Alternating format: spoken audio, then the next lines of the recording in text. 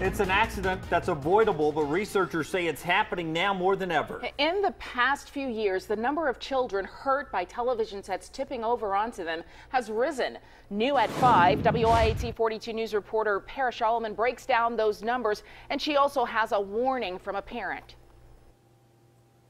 Sherry, I've been researching a lot of studies on this, and I found out that every 45 minutes a child goes to the ER with injuries because a TV fell on them, and those injuries have risen 31% in 10 years. And I also found out the types of injuries, those can be devastating.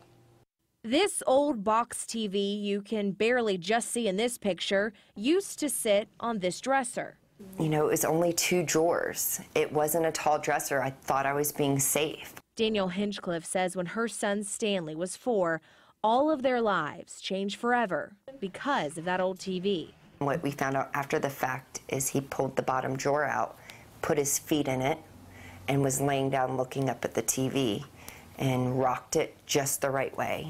And 40 pounds came down on his skull. Stanley was rushed to the hospital. He had 2 skull fractures. His brain was swelling. The first view I ever saw of my son after leaving my house was him being rolled by and a nurse squeezing a bag and breathing for my son. In that moment, as a parent, it's every worst nightmare. It's a nightmare emergency room doctor Steve Baldwin has seen firsthand. He says every year Children's of Alabama gets about 2 or 3 children who die from televisions tipping over. Even more than that are seriously hurt. And the problem is that the TV is so heavy that the TV outweighs them by a lot. And people don't realize that there's a serious injury waiting to happen. Stanley Hinchcliffe was in a coma for 5 days. When he woke up, he had to learn to walk again, learn to do everything again. And now, hey, buddy. He's in 1st grade. His mom says he's still struggling to recover from his brain injury. Learning isn't going to come easy anymore. He's going to learn different. It's just a matter of figuring out how his brain works now.